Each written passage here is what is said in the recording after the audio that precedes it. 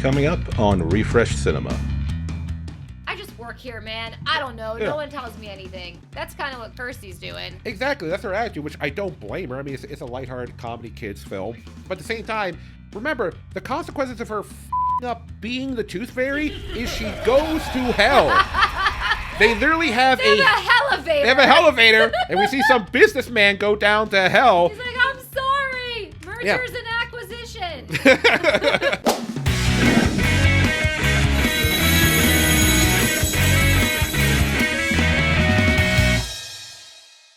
Hey everybody, welcome to Refresh Cinema. I'm Vincent. And I'm Jess, and today we are discussing one of my favorite childhood movies, Toothless. Not the one with the dinosaur, the one with Kirstie Alley, where she becomes a tooth fairy. And it's not very good. I rewatched it, and it took me 2 days to get through it. I was like, freaking really? Like, this is what I picked? I'm kind of happy you said that, because... It was a hard one to get through. Because the thing was, like, here's the thing. When you mentioned this movie, I was like, this kind of sounds familiar. And I couldn't remember it. And I was like, Kirstie Alley, I feel like I did see this movie as a kid. But it's very faint in my mind. And I looked it up. I went on Kirstie Alley's IMDb, right? And I couldn't find it. And then it turned out, it was on her IMDb. It's just that this counts as an episode of the Wonderful World of Disney series. Oh. Which was a series of movies and TV specials they did. The first one was... the first episode, I guess I'll say, was Toy Story, because Toy Story was a big hit, and I guess they wanted to get people's attention for this series. Oh. But from what I saw online, it was mostly TV movies they were doing, which is kind of like when Disney Channel started really doing that stuff. And like TV little specials about behind-the-scenes looks and stuff like that. Which is probably why I don't remember, because it probably aired once on TV, and then it was never seen again. Yeah, in my mind, it was much bigger, and I was like, everyone should have seen Toothless. Classic kid movie. No. I watched this with my wife, and I'm glad she was there, because we were both apparently having the same experience you did. Which makes it even better. You're just like, we're going to watch this, and it's not good. Which is weird, because like the point of our show here is that we like to go back and watch the movies we enjoyed growing up, and you know, every once in a while we do pick movies. Like in a previous episode, I picked the action flick Desperado, which you hadn't seen before, so it was a new experience for you. And I loved it. Yes. Loved it. If you haven't seen that episode, I'll put a link up in the corner and down in the description if you want to check that out.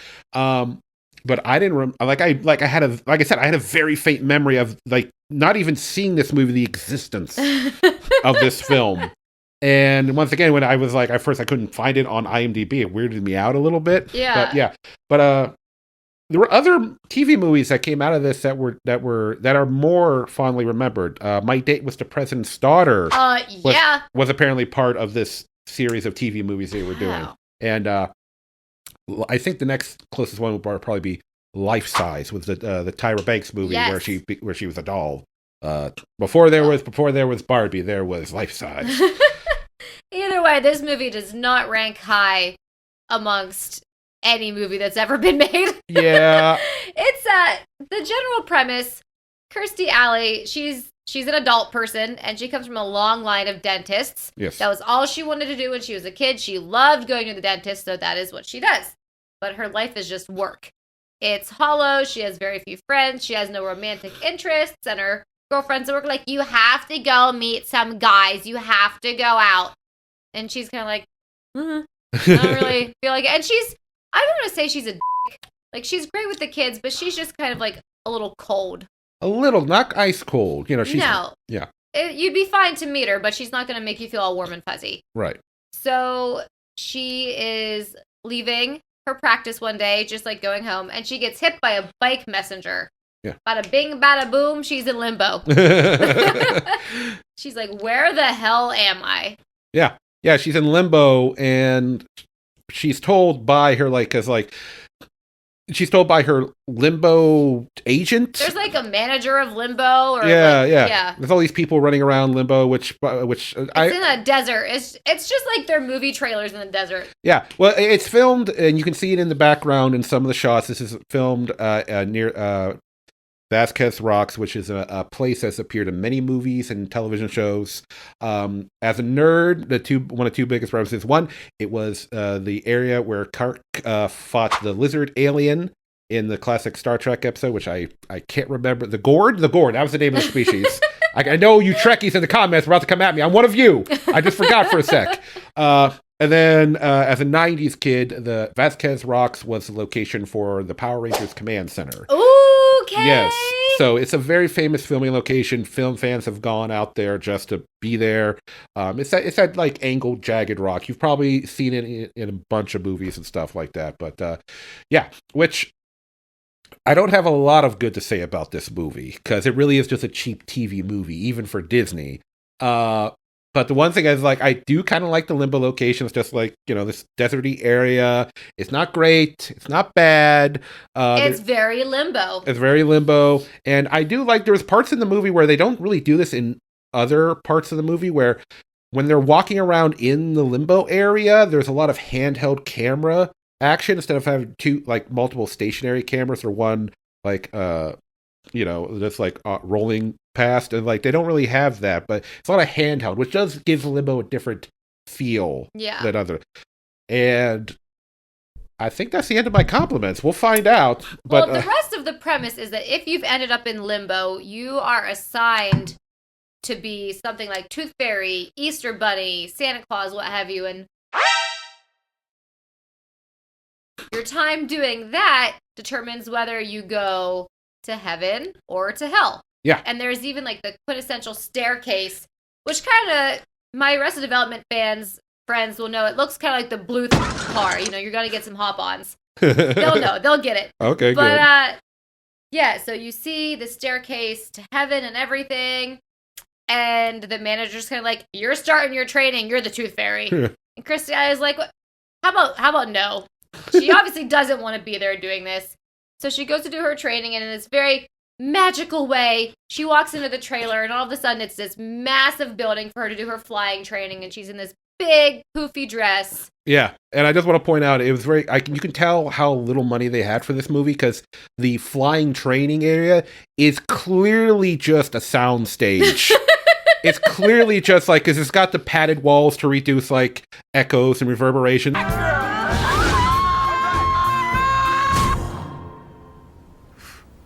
Yeah, once again, they, despite this had the Disney logo on it, they did not have the biggest of budgets. Which, once again, if this was a series of TV movies they were making, I get the Disney, it's still a TV movie, but anyway, I'm sorry. I just had to point out it was just a convenient filming location. Yes. So she does her flying training, their happy little wand. She learns how to do that, and she's still a grumpy Gus through this whole thing. She doesn't want to be there. Are you completely clear on all the rules? Yes. 1, I can only go down at night. 2, I have to wear this stupid uniform. But then she has to go to Earth and take the teeth from under the pillow, as the Tooth Fairy does. And she's not supposed to be seen. Yeah. Kids can see her, but she needs to do it without being seen. So she's doing a great job, house after house, and then she crash lands into this kid's home, wakes him up, and he's basically like, who the balls are you? Who are you? And she's like, you're not supposed to see me, bag. It's a very contestable situation. She doesn't quite say that. I mean, it'll be beeped out, but yeah. Which is you're about to beep out everything. I know, and this is after. There's so much that I was when me and my wife were watching it, we were pointing out all these little things that I'm just first off, her Tooth Fairy outfit, which it looks like it's from Kmart. Yeah, it's it's gotta be straight from Kmart. Yeah, it's this. I probably had the same one. Yeah, it's like a stereotypical princess outfit, but it doesn't really scream, because she's got a tiara. It doesn't scream Tooth Fairy. This was a costume that they had in the costume department that they just, okay, that one doesn't fit Kirsty, we'll redo it so it fits her. But, it was this is clearly we had this costume already and we're reusing it. And because she doesn't even have fairy wings. When I think the Tooth Fairy, I think fairy wings. Even if they're just the cheap kind. They tell her to flap her wings, which, the guy's messing with her. Yeah, they just, mess with her, But then, she goes on her and they tell her, and we're going to get to this, because she has her agent, her limbo agent, whose name's Rogers, who wants her to go to hell. But one day you'll slip up. And when you do, I'll be right there, pressing the down button for your express ride on the elevator. She wants Kirstie Alley to go. Kirstie Alley's character's name's Catherine, but I'm going to call her Kirstie Alley because she's Kirstie Alley. Yes. She wants... What? Was Kirstie Alley? Oh, that's right. Kirstie Alley, we lost her some years ago, which is horrible. Which, going back to Star Trek, she was in Star Trek II, The Wrath of Khan. She picked the location for Toothless after being in Star Trek. She was like, I know a spot. William Shatner talked about this place all the time. But yeah, like the Tooth Fairy outfit sucks, but it's horrible. Doesn't have any. It doesn't have any wings. They have a montage of her flying around the world with just like stock images of like Tokyo and Paris and wherever the hell. And she's like, which we'll get, which is something that, which is fine. I get they want to show her like flying around the world, but they lay down some dumb rules. I got this. I'm getting so bothered. I'm sorry. Get bothered. They say you can only go out at night to avoid being seen, which, hey, it's night somewhere all the time. Like, there's never, like, if this is like, she'd never be able to rest. She'd constantly be out flying around grabbing teeth. But she goes real fast, like Santa Claus. Yeah, they take a cue from, you're right. They take a cue from the Santa Claus movie with Tim Allen, where, like, when you're out, time doesn't act normally when you're out doing the work.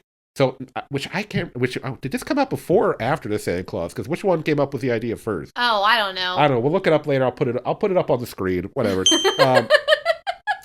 But they do that, yeah, and she lands, and so far, I get, they indicate that maybe she went to a couple of houses earlier or whatever, but she lands in the boy's house, and he wakes up, and he sees her, and she's surprised because an adult couldn't see her, and she's, like, taken back by this. And you can see me? Yeah, I can see you.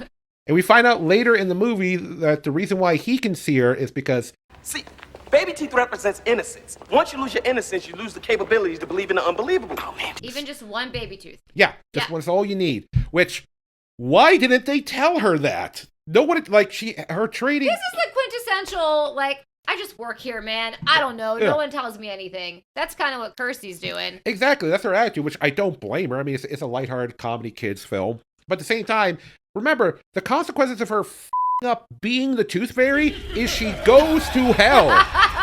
They literally have a hellavator. They have a hellavator, and we see some businessman go down to hell. He's like, I'm sorry. Mergers and acquisitions. Yeah, it's just like, I'm like this. Here's the thing, as goofy and as comedy and as magical as this movie is trying to be, the stakes are high. This is like forever high. Yeah. I just like, anyway. So, I'm sorry, go ahead. Yeah, she's talking to the boy. I'm the Tooth Fairy. No, you're not. And I don't know if it's this first time, maybe she's like, if I'm not the Tooth Fairy, could I do this? And she turns into a freaking dinosaur. The worst. Yeah. Top 10 worst CGI or whatever dinosaurs you will ever see in your life. And she's like, but she's still in her dress, right? Yeah, it just her head becomes a dinosaur. It's like that old cartoon Extreme Dinosaurs, or like or Street Sharks, which I think Extreme Dinosaurs was a spinoff. I don't know. I'm getting too caught up in that bullshit. But the kid's just barely phased. He's like, oh yeah, you must be the Tooth Fairy. I saw Jurassic Park on opening day. Okay. Yeah, all right. I'm not too worried about it. Yeah, it's just like, and here's a good. Why can the Tooth Fairy do that? Why is that part of her magical repertoire? Her magic should be flying, moving through solid objects to get into houses, converting teeth into coins. That should be the limit of her magical abilities, and yet can metamorph into an effing T-Rex. You know what I just thought of? What if in all these episodes of Ghost Hunters, where they're getting some weird shit, it's just like tooth fairies and stuff. Clearly, they're strong enough spirits that if they can turn into a dinosaur, they're gonna mess up your EMF reader. What the hell was that? I don't know. Hello?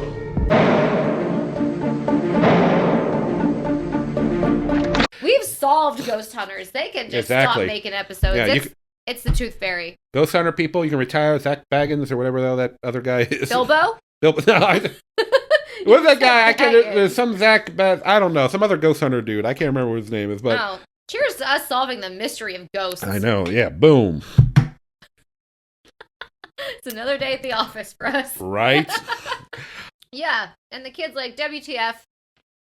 And she's like, whatever, I don't care. Yeah. Do you remember what the kid's name is? No. So bad. Alex? Zach? Billy? Gorf? Gorf? I don't know. It could be anything. I am Gorf. We came to a country not too long ago. You want teeth? I don't know. But anyway, then we find out he has a hot dad. Yeah, And yeah. no mom. And so the kid's sad. And he's like, I don't have anyone to talk to. And he's talking to his dad. And Who he's works like, too much. and he's like, the Tooth Fairy came to visit me. Or no, at one point in one of their visits, who even cares? In one of their visits, he's talking to Kirstie Alley, and the dad comes home early and sees him talking to nothing. Yeah. And the dad's like, You know, I talk to your mom sometimes. That's okay. And the kid's like, nah, I'm talking to the Tooth Fairy. Yeah. And then he tells his best friend, he's like, don't tell anyone, but I got this gold coin from the Tooth Fairy, but keep it on the DL. So this snot-nosed kid tells everybody, and they're all making fun of him. Yeah. And then they and then while this is going on, Kirstie Alley confronts one of her trainers and be like, because she's told by her agent, Rogers, this woman, once again, who wants her to go to hell. She's thirsty to see that hellfire engulf Kirstie Alley. She told her the reason why you're in limbo and that the reason why you're in limbo and you might go to hell is because It appears that you have a glaring blemish on your record. Like what? You're a dentist. because as a dentist, you inflicted harm upon people. Oh, and yeah. Which was like, when me once again, we looked at each other, me and my wife, we were like, what? I have a great dentist. Shout out to Dr. Hayner. Yeah, I haven't seen him in a long time. And then we found later, Kirstie pushes her one trainer, and it's like, why am I really here? Why am I really on the chopping block, basically? But you never allowed yourself to love anyone. I love my dad. Dads don't count. Which is supposed to be a callback to her dad died when she was very young, and she was very close to her father, I guess. But she still had her mom, so I don't know. It seems kind of thin. It seems very thin, because once again, the stakes are eternal damnation. Because you didn't tell people your feelings. Yeah. You're going to hell. Yeah. I mean, like, she has her best friend, which what you mentioned earlier in the movie. She clearly cares a lot about her best friend. Yeah. They're best friends. But she doesn't have, like, anybody else in her life that she has an attachment to. Well, she's not mean. She's just not caring and warm, as you pointed out. Yeah. But still, it's just like, she might go to hell for this? Like, what the? We're all doomed. Yeah, I thought sooner or later there was going to be a reveal, like, she... I don't know, she was... She was scamming her clients out of their teeth. I don't know, like... She was selling them on the black market, something. Like, yeah. But no, just she didn't tell people she loved them. Now she's might go to hell forever. So... Yeah, so now this kid's dealing with all his own stuff of, like, everyone at school thinks he's a freak. His dad's really concerned because he's really like, no, Dad, it's the Tooth Fairy, I'm telling you. And then he gets, like, a little girlfriend or something. Yeah, this girl's got a crush on him. Who believes him, yes. Very cute. Very cute. I don't even remember, like, the latter half to 3/4 of the movie. It was so bad. Well, he has these bullies. Oh, yeah. Which there's like the head bully, and he's got like his two goons. And Kirstie Alley starts giving advice to him finally. He breaks her down because he's like, I'm lonely, Mom's dead. And she's like, okay, here's some life advice. Yeah. And then eventually all the kids start ripping out their teeth to meet her. Yeah. So and she starts, give them advice. yeah, she helps out the little girl with like her science exam because she wants to be a veterinarian or something like that. She wants to be a doctor of some kind. His best, the Billy Bob Gorf, his best friend that betrayed him, he wants to lose some weight and get healthier. So Kirstie Alley helps him exercise at night. And then the bullies, to convince the bullies that she's real, he invites them over for a sleepover, which the bullies are ridiculous. Like the head bully, the boss, we'll call him. He's like tinier than the kid, the boy. You gotta watch out for us little people. We'll you up. He's feisty. He's got spirit. I don't know. My Mima always said, if anyone messes with you, just bite their ankles and run like hell. That's what Mima always told me. Not a bad strategy. So he invites the bullies over. 2 out of the 3 bullies can see Kirstie Alley. The last one can't because he's lost all his teeth. You. The loss of innocence. Oh, so you're saying Jeff lost his innocence? Oh, cool. Don't go there. Like he can't see her at all. I mean, he can tell that his friends are looking at something. He keeps asking, "Oh, where is she?" But then she converts their teeth into silver coins, which when I was a kid, I got a quarter. I didn't get a solid silver coin. I understand they're trying to add to the magicalness of it. I got a quarter and a handwritten note from my tooth fairy Belinda, who is definitely not Meemaw. Yeah. But anyway, so all the kids, and it becomes this tooth... Extravaganza. Yes. Ganza. I can't put those two words together. It's okay. Never mind. Yes, you can't do it. Mortal people were not meant to put those words together. Anyway, so kids all over the word spreads throughout town and possibly outside of the city that the Tooth Fairy is real, because she starts visiting all these kids, and there's like this class portrait of all these kids have a tooth missing. And the parents at the school start to become concerned that the Tooth Fairy, that the boy is spreading this nonsense and destroying their children. It's a legion of soccer moms that descend upon, and they drive the principal crazy. The principal's a jerk too. He doesn't really care. And it just starts to all culminate. And Kirstie Alley is told, like, hey, you got to stop interacting with these kids. Dr. Lewis, need I remind you, you are not to make contact with any mortals whatsoever. It is strictly forbidden. They're not supposed to know you're real. She gets like several warnings. Yeah. She keeps doing it. Yeah. And eventually she's brought before the Limbo Council, and they're all named Joe. Members of the board, this is Joe, and Joe. Members of the board. Every single one of these people's named They Joe. are. And they're told, like, hey, you broke the rules. You're letting people know you exist. However, one person points out, like, tooth recovery is up 85% or something. So they're like, statistics. I know. It's like, well, we're really raking in the dough, I guess. I don't know, which it's not. You're getting teeth for valuable silver. But anyway, which is also ridiculous. These kids all now have these solid silver coins, and the parents are never like the dad for the main kid's like, where'd you get that? And he's like, the Tooth Fairy. And it's like, he kind of has like proof. Why is nobody asking like where the coins are coming from? That's the big thing. Yeah. You gotta, like, if this were the real world, that would obviously be coming from some creepo perv. Yeah. But they're just like, Tooth Fairy's not real, bud. Move along. I'm like, why do I got this stack of coins? Yeah, he's got coins, she's got coins, they've got coins. Everyone's got coins. Where are they coming from? Yeah, they didn't open a lemonade stand, and people are, look, they got some serious dough here. Oh, by the way, Kirstie Alley is falling in love with the boy's dad. Oh, yeah. She gets a little creepy with him in a couple of spots. He's like at like a restaurant having lunch or breakfast or lunch or something, and she's like appears in the booth and just is like talking to him like this close to his face. And then at one point later, when him and the son have a blowout, he's like sitting in his bedroom, like talking to his dead wife, like, tell me what to do. You're always better at talking to Billy Gorf. And then he starts to undress, and she's like, oh, I better get out of here. And then she turns around, and she's like, gonna watch him undress completely until her trainer shows up. What are you doing? Nothing. Nothing. Yeah, she's a little lonely. Yeah. So anyway, the council gives her a second chance to like not screw it up and still make it to heaven. Which, there was this one nice scene that I really do want to point out where she meets not her father in limbo, but her childhood dentist, who was like one of her heroes. Yeah, she's like, oh, she's so happy to see him because she's like, this is a nice thing that's happened in limbo, and he tells her like, oh yeah, he's never heard of a tooth fairy that actually made it to heaven. So the system is working against her. Yep. But then he's like, "Oh yeah, I got my ticket. I get to go to heaven." And before he goes to heaven, she's like, "Did you ever see my dad here?"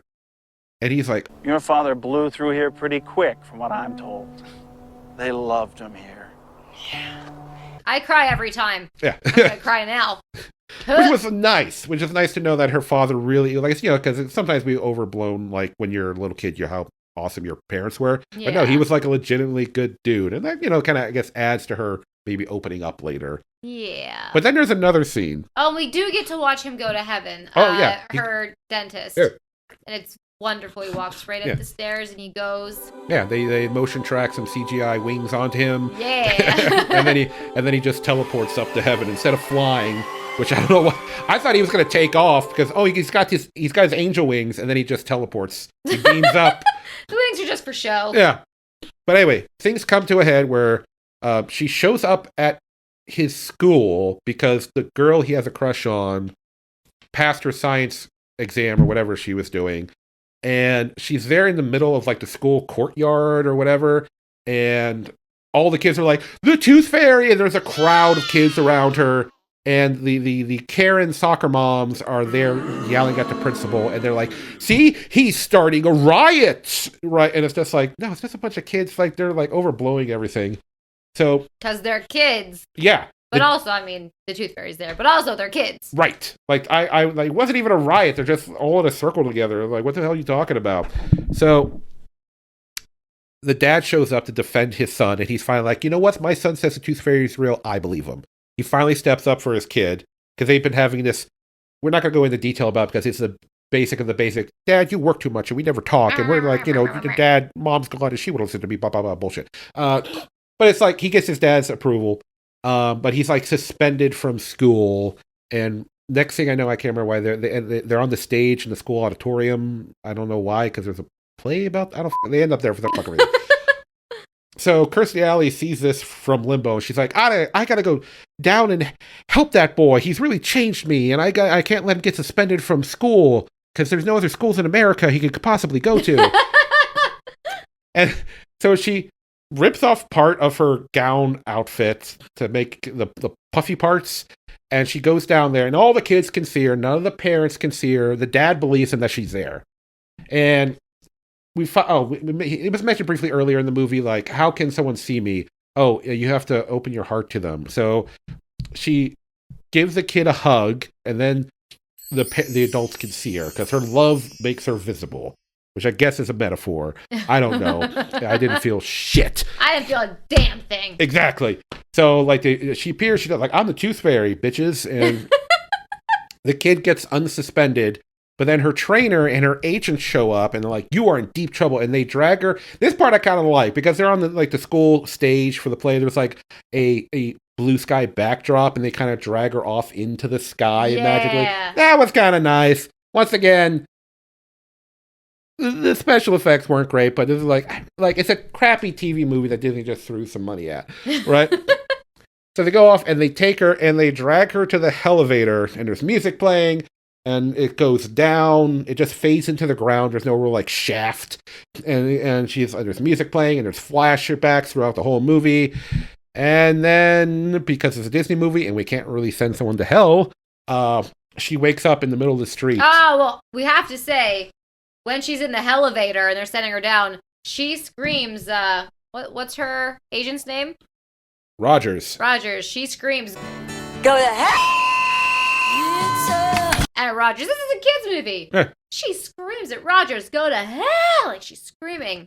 I would be screaming it too, because she set her up to fail. Yep. She didn't tell her, like, oh, kids can still see you. She didn't tell her any of this stuff. Like, cue the music. It's a heartache, nothing but a heartache. Love until your arm break. Yeah, and you're like, feelings. She's going to hell. She grew as a person, and now she's going to hell for it. Which, if they were sending her to limbo in the first place because she never opened herself up to someone, now she's opening herself up to all these people, and she's still going to hell. Shake my Sprite at you, Rogers. Fizz, motherfucker. So yeah, she wakes not up. Sponsored. Yeah, we are not. I mean, I wouldn't mind a call from a certain company, but yeah. Anyway, so she wakes up in the middle of the street, and it was like, oh my god, was that all just a dream? A dream, a dream that happened all in 5 seconds because it makes it look like she just got hit. All your neurons and sure firing, you could have that whole thing in 5 seconds. Yeah, but anyway, she wakes up. Her best friend's there. The bike's like, she's like, no, I don't want to go to hell. And you're like, no, you're fine. What are you talking about? Like, and she wakes up and she's alive and it's glorious. And then she bumps into her trainer and they're like, you've been given a second chance. Don't screw it up. I gotta go.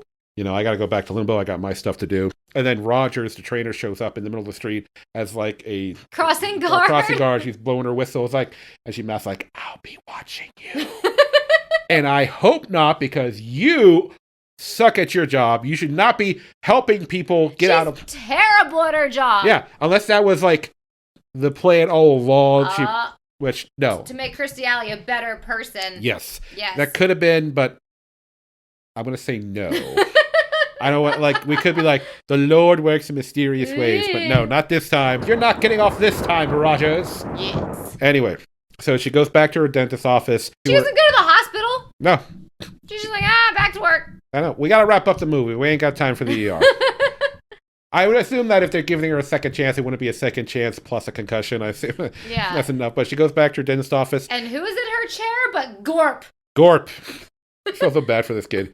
Anyway, but Gorp, and he recognizes her, which means that it did happen. It did happen. It did happen. And not only did it happen, as a Tooth Fairy, they sent her back in time because, like, he didn't know when he just came from the school and straight to the dentistry. She must have gone back in time, like, weeks to do the whole relationship build thing.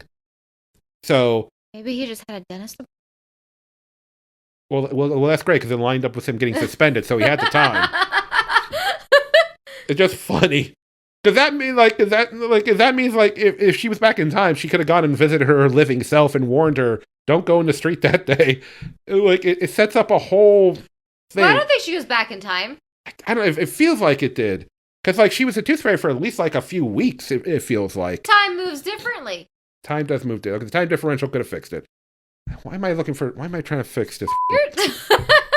He's trying to make it make sense. Yeah. So he shows up, and then she pulls out his last baby tooth. Wait, is the Dilf there? The Dilf is coming. He's on his way. Yes, the Dilfing is upon us. So she pulls out his last baby tooth, and all of a sudden, he doesn't remember who she is. I'll never be able to repay you. For what? For how you helped me. Yeah, so it's not only is it a visual thing, it's a memory thing. Yeah. So he can't see her anymore, but the dad remembers, and they give each other some looks, and she's like, hey, I got tickets to a baseball game. You guys want to come with me? And they're like, yeah, that sounds great. And they're like, okay, Friday night, blah, blah, blah.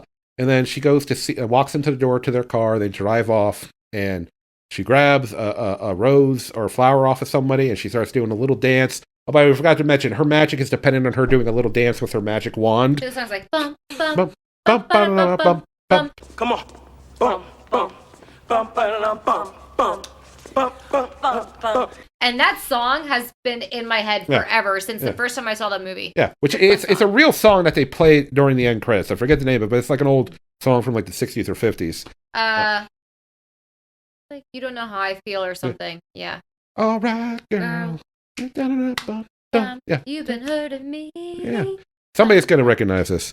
But, so yeah, then the movie goes to credits, and that is Toothless. One of the best movies ever made.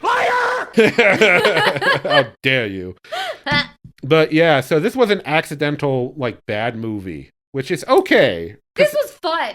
Yeah, it's fun to make fun of it. Yeah, I was like, this episode's going to be 5 minutes long. Be like, this movie sucks. Yeah, because, like I said, the premise of the show is like we're going back and we're talking and the movies that we loved growing up. But I'm not going to pretend like there aren't movies that I disliked growing up. And we are going to save that. We're going to save that for like Rectember. September. We're going to do a couple of movies that we do not like. This was kind of like, I guess, a precursor to that. I thought I would like it. I started watching it and I was like, this is my choice. Yeah, I don't know, but it was cool. It was a nice little surprise, just to like, little. It's like I watch a lot of other YouTubers who review and rip apart bad movies. I love it. It's cathartic. It's cathartic to talk about how that stuff is bad, and it's no disrespect to Kirstie Alley. She had a great career, she was, known for Cheers, when she had a thing in Star Trek. She had, she was, and she did as well in this movie as you could ask for, except for maybe when they let her loose during the flying scenes. There was a lot of scenes of her, like, every time she was supposed to, where she's, like, apparently, like, hung in front of a green screen, and, like, there's times where she's, like, looks like she's trying to fly, and there's times where she's just goofing off, and it was definitely to pad the runtime, because after a while, it's just like, we get it, she can't fly that well. There's one point where she has, like, a little flashlight when she's flying at night, as if that's gonna do shit. I think they were like, we gotta make the most of this. Let's just do some fun, weird shit. Yeah. Yeah, but it's like, what? I assume it was probably a tight production schedule. They probably did the whole movie in under a month. They're like, we have 6 days to make this happen. We gotta come on. The Disneys are on our asses. But yeah. So, as the person who picked this movie, is there anything else left that you want to say about it? Sorry. That's what I have left to say. I'm sorry. I forgive you, buddy. I forgive you. Sooner or later, I'm probably going to pick a movie where you're like, why did you do this to me? Why? I'm like, why did I do this to myself? So yeah, that's Toothless with Kirstie Alley. Yeah. And Gorp. Gorp. Gorp. The poor little Gorp. Yeah, but anyway, guys, if you do you guys remember this movie, or do you have any other comments about the Wonderful World of Disney series that this thing was birthed from? If you do, let us know down in the comments, or any thoughts that you have. If you want to check out this movie, I don't know. I found the DVD real cheap on Amazon. So I watched it for free somewhere online. Okay.